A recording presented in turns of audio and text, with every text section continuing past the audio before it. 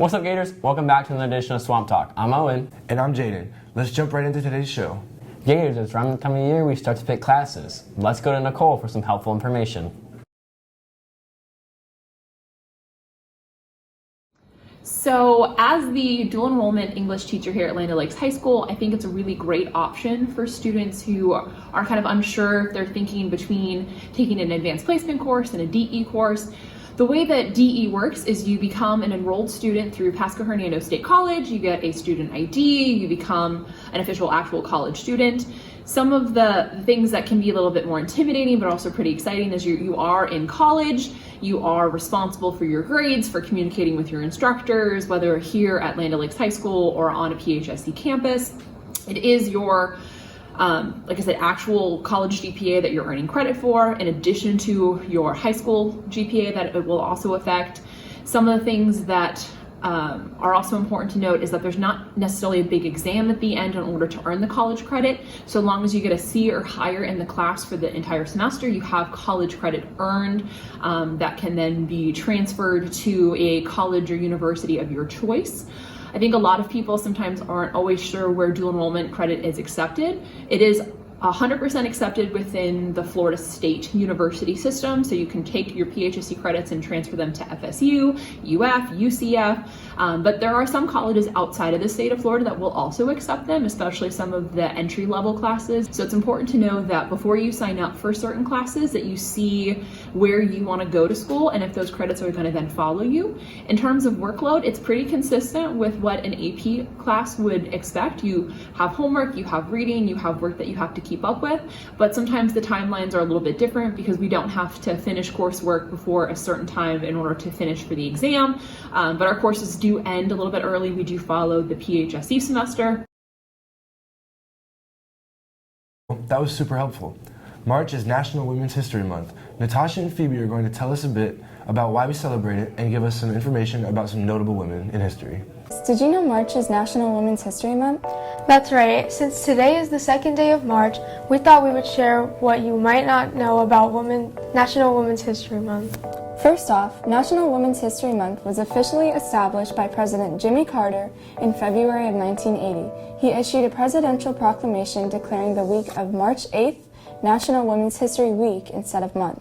However, before that, in 1978, it began with a local celebration in Santa Rosa, California, which was known as just Women's History Week. Going even farther back to a day in 1908, thousands of women united in New York City to march for better labor laws, conditions, and the right to vote. A year later, they came back together in Manhattan for what they call the first International Women's Day. Since then, many women have made a big lasting impact on the world. One of those women is Heidi Lamar. Heidi Lamar was born in Austria and grew up to become a well-known American film actress and inventor. After a brief film career in Czechoslovakia, she fled from her wealthy husband and secretly moved to Paris in 1937. Years later, she went on to invent signal hopping. You might be wondering what signal hopping is. Well, it actually is the basis for all modern wireless communications. This means without Heidi, you wouldn't have Wi-Fi, Bluetooth, and many other things we use now on a daily basis. She is known as the most beautiful woman in the world. Heidi was just of many women inventors who helped better the world. Margaret E. Knight was another incredible woman who invented the flat-bottom paper bag, which I'm sure many of you have used before. Another woman we can thank is Josephine Cochrane, who invented the first commercially successful automatic dishwasher.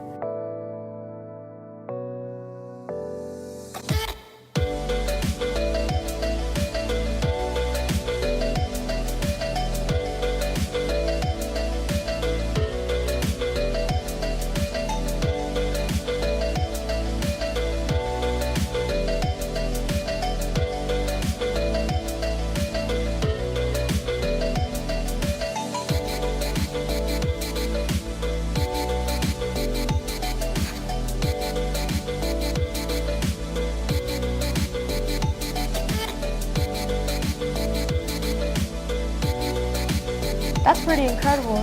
Each year there's a different theme for National Women's History Month. This year's theme is providing healing and promoting hope. That's all we have for now. Make sure you come back soon for another segment on National Women's History Month. I know there's a lot of crazy things happening around the world, so let's go to Emily for what's happening around the world. What's up, Gators? Welcome to What's Happening Around the World with Emily.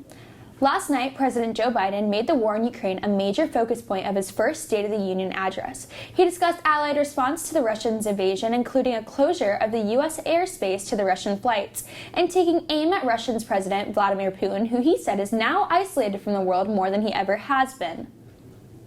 Now for some more world tragedy, people in Afghanistan are forced to sell their kidneys to feed their families to stay afloat amid an economic crisis. Illegal organ trading existed before the Taliban takeover back in August 2021, but the black market has exploded after millions were plunged into poverty due to international sanctions. After being asked about the kidney selling, a father of 5 said, "I had to do it for the sake of my children." The UN estimates and suggests that 24 million people, or 59% of the population, are in need of humanitarian aid. That's 39% higher than it was in 2021. Starting March 12th, California will stop requiring masks in school for grades K through 12. The state is leaving it up to the county government to keep or ditch the pandemic mandate as tensions arise amongst the parents. That's all for what's happening around the world with Emily. Back to the anchors. Thanks, Emily. Gators, quarterlies are coming up, so make sure you start studying. Only a few more days until spring break. Jaden, you're going to Grad Bash, right?